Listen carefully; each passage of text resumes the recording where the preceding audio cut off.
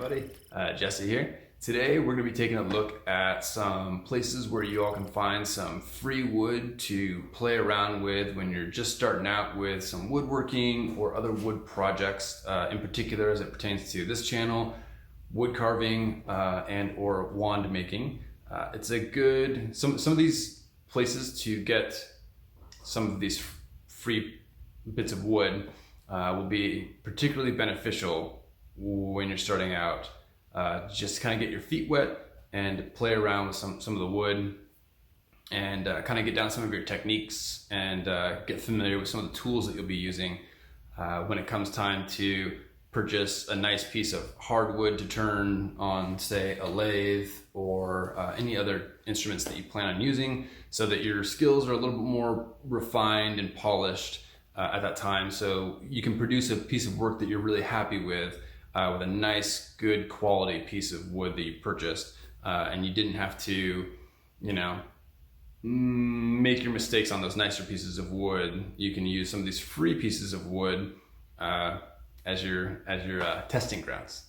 So the first piece, or the first place where you can find some free wood, is of course very obvious, which is just go in the woods and find some pieces of wood. I would suggest, I don't know, finding some sort of a test that works for you. Me personally, I'll like whack the branches on maybe the ground. I won't give it like a full battered swing or anything like that, because you can break it if you swing hard enough, obviously. But I definitely want to check the strength of the wood, especially particularly if you find it in nature. You know, depending on how weathered it is, it could be kind of compromised and fall apart on you or break really easily.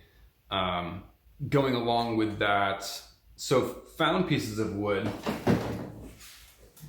I find if you treat them well, if you find them and they're not like completely just crumbling and falling apart, disgusting, you can reinforce them. You know, you can, like this, for example. I think that this was a part of a longer piece that I already cut off, and I plan to drill into this. But one of the nice things about found pieces of wood is just the aged, weathered look on some of the wood can create some really kind of cool details that you can incorporate into a piece. So that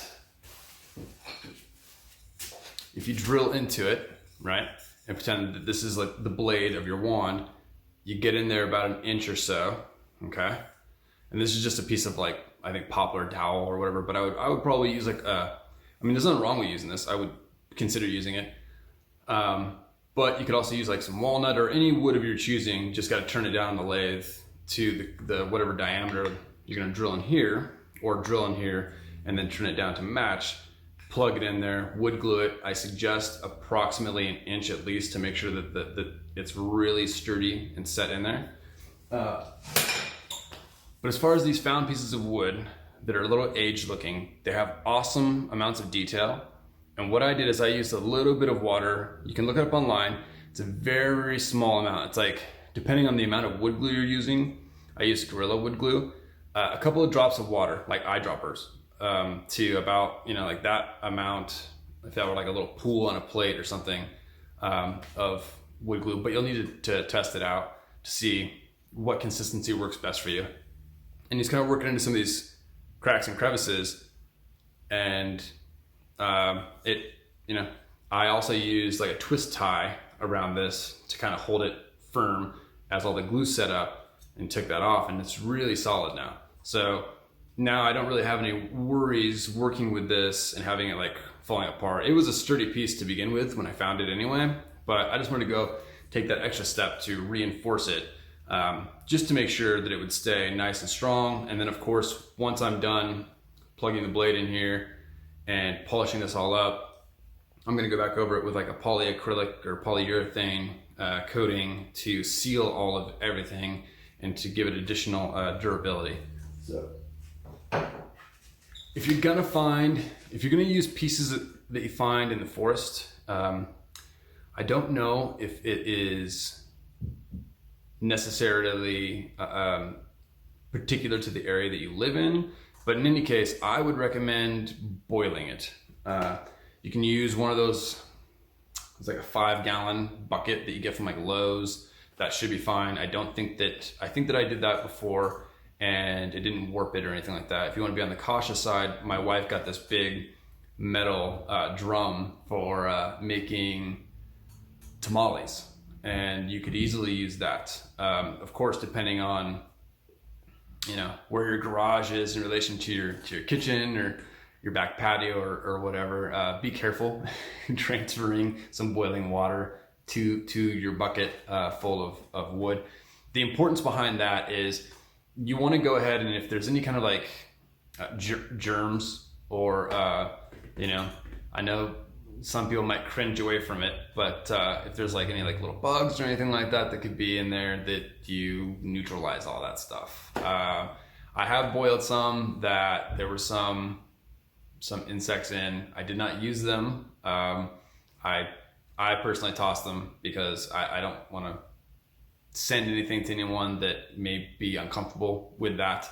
But it's always good practice, I think, to just boil it. It cleans it, sterilizes it, and you don't have to worry about any kind of, later when you're sanding it, breathing in any kind of weird germs or anything like that. So if you're going to use any kind of found wood, forest stuff, I recommend boiling it. It takes care of that. In that same realm with the Nature Walk found wood, would be just trimming some branches off of your tree. This I've mentioned in previous videos, and I'll show you in a bit my little stockpile of wood. But I got like a big old stockpile of wood that is dense. I mean, it's nice hardwood. I don't know the tree that I cut it off of that was in front of my house. But if you or someone you know or someone in your neighborhood has trimmed off some branches and it's waiting for pickup or something like that, around here where I live, sometimes you'll just see branches in bins. Anyway, so you can trim some branches off of a tree. And again, if you're just practicing, then doesn't matter. It doesn't need to be some sort of like high-end exotic piece of wood. It doesn't need to be Purple Heart. It doesn't need to be Padauc. It doesn't need to be zebra wood, Bacardi. It doesn't need to be walnut, any of that stuff. You get this stuff off and you just have fun with it. Just experiment with it, get used to what it feels like carving up a decently dense piece of wood. Something like this, it's got kind of a cool shape to it. Depending, maybe you would want to go with a little bit of a twisted, bent kind of blade to it, but I've taken pieces like this. There's that red one that I painted with acrylic that has that bent handle with the twist at the end that was this type of wood. And it was slightly bent up here, but what I did is I threw it on my belt sander, and I ground it down until it was flat on one side. I just kept it on there like that. And then once I established kind of like a baseline, I turned it, 90 degrees, and sanded it down until that was pretty flat, and turned it again. So I tried my best to straighten out the part that was going to be the blade as much as I could. And I tried to keep it in mind, in relation to the handle here. But at the end of the day, if you're going with something like this, you can have it be kind of a funky little twist design or something like that, and it doesn't need to be 100% straight or symmetrical. But so those are two decent places to find free wood, and those are very obvious ones. I'm sure I'm not telling you anything, groundbreaking or whatever. Another excellent place to find free wood, which I used actually to make 3 workbenches, this being one of them that I used for my lathe, is I'm sure you could do any construction site. I recommend, in my experience, was residential construction site. They were putting up some new homes right here in my neighborhood, and I just went down and struck up a conversation with a worker, and because I saw that there was this pile of scrap wood. Now, you go by construction sites, and oftentimes, yes, you will see stacks of wood that they're using for the purposes of their building, and the neater that it looks, I would err on the side that they're currently using that stuff. But if you see it in kind of just like this discard pile, you could ask somebody and say, hey, what are you guys doing with this? In my case, they were just, all of that wood, so I was told, was gonna be picked up and just put in a landfill. So why not? So I talked to a worker there who then asked the foreman, or later when I went back, I think I talked to the foreman as well, but they said that it was fine. So I took a good amount of 2x4, just pine wood, and I got 3 workbenches out of it. The top part here is MDF board, and the top of the other ones is one is MDF board, which is my table saw bench, and I think the other one's like some leftover plywood that I had. But the structure, the foundation to the tables was all just those 2x4s that I got. And you can take a single 2x4. You can take a single 2x4 and cut it down into several different blanks. Okay. The wood grain on these is not especially tight. They are very soft wood. I mean, everything sounds impressive probably when you smack it against a ring, but these are relatively soft pieces of wood, just soft pine construction lumber. Now, these things are going to be a little challenging turning on the lathe. They'll be fine if you keep it on a pretty low speed on your lathe and just kind of baby it. Just turn it slow. Part of the issue with turning that type of wood is that when your roughing gouge will easily sink into it, and if you're not real precise or careful or slow going with it, it'll dig into the wood and cause chips. It'll just rip chunks of the wood out, and it gives it this really ugly look to it. It does not look good. However, these were both turned from construction pine. Now I know maybe that doesn't sound very impressive or whatever. Oh, he didn't pay a good amount for a nice hard piece of wood. Whatever. I like how it looks. I think it turned out well, and it was one of the earlier ones that I made when I started to take kind of a new design approach to these. Okay, and not only that, but I actually really like the wood grain in the pine here. I think it's super cool looking. Okay, so I turned this on the lathe a bit, took it off, cut this little notch in here, and then I cut I used a rounded file. By the way, this I also turned on the lathe. Okay, I was able to get this a lot narrower than this one. This one I was starting to get a little concerned with, so I popped it off and I just went with I wanted a thicker, chunkier handle on this anyway, so that was by choice. And then this right here was just a little piece of wood, like a little stick off of a branch that was straight, and I drilled a little hole into the tip of the calla lily part here and painted the pistol / the little wood stick branch and stuck it in there as the pistol. Wood glued it in, and painted the rest of this acrylic and stained the tip here. So I do not have the most luxurious setup in my garage. I'm not the most, probably somewhat of a cliche kind of artist. Not always the most organized around here. So this is like a jeweler's file, and it's a rounded one. And I believe that's what I used to sand in some slightly recessed areas in here. And I have pictures that I can share with that. And then I took the twine, wrapped super glue around in there, and let it set up.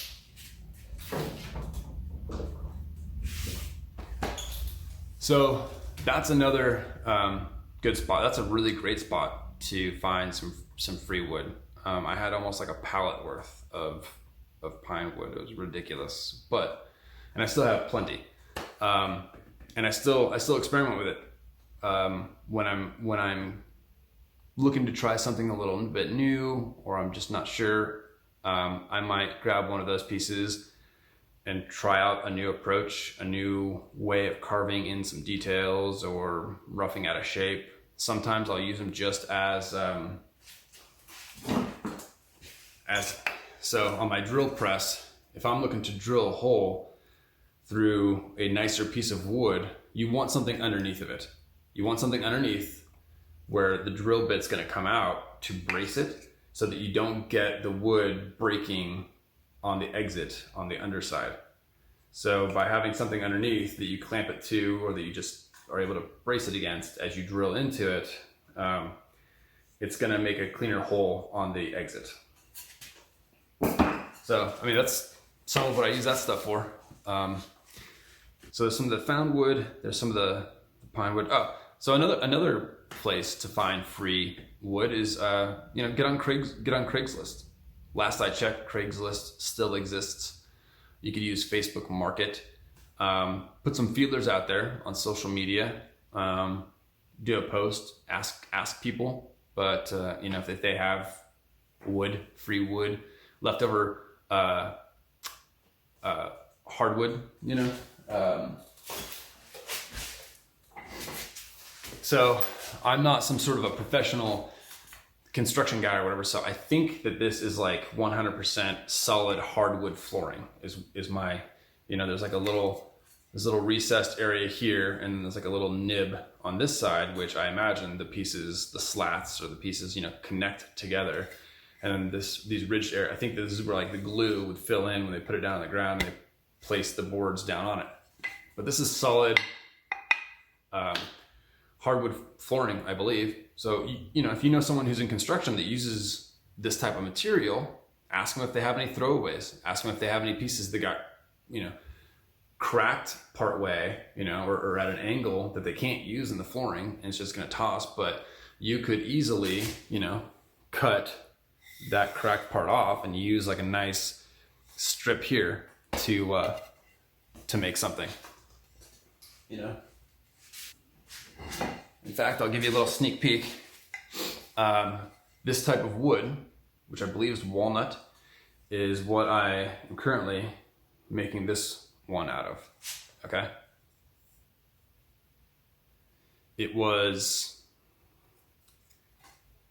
I'm not gonna be able to get, now I can cut like a crazy, weird, wonky design that way or whatever, but as far as like the diameter of it, you're gonna be somewhat limited as far as that goes. But you can still get some interesting shapes out of stuff just like this, And if you can find that on Craigslist, if you can, find it on Facebook Market, if you ask around and just ask some people, hey, or, like I said, Craigslist, Facebook Market, ask around for people who have hardwood to work with. I think that if you can find anyone who has miscuts or anything like that, even just simple flooring pieces here, you can turn out something, and at the very least, it will give you some experience working with some a different quality of wood. If you can find free hardwood, that would be awesome for you. So another spot is I recently purchased some exotic hardwood from a place up in the Portland area. I got purple heart, I got African ebony, I got padauk, I got some zebra wood, I got Mexican bocati, I got, what else did I get? Some red palm. I got a variety of different types of hardwood that I plan to make stuff out of. When I visited that place, they have a discard bin that they put miscuts in the mornings. Now, I don't know. Anytime that I went there, it was like empty already. And the guy told me it's like very much first come, first serve, whoever gets, early bird gets the worm, right? So I don't know actually how big the pieces were that they put out in the discard pile, but the guy did tell me that they would put discarded pieces of miscut wood out there for just free for people to come and take. I don't know if it's going to be anything that's like this big, maybe fatter than this, but overall size. Well, I don't know if it's going to be anything like this size or not. But even if it's not, even if it's something that's relatively small, you can still use that, you know? You can still drill in here a hole, go down to your hardware store, get a piece of poplar, or I think that the Home Depot by where I live, they sell, I think walnut pieces that are about this thick, okay? And if you have a lathe, you can turn that down into a round, and then you can stick it into whatever discarded piece you got at your local exotic hardwood seller, you know? Now, the hardwood seller for me is about a good 3-hour drive away. So it's not like I'm just popping by all the time. You may not live right next door to one. But if you happen to be so lucky to live very close to a place like that, go by, check it out, you know, call and ask and say, hey, do you guys have like a discard pile? You know, if you're just looking to get your feet wet. Obviously you can go online and, you know, buy,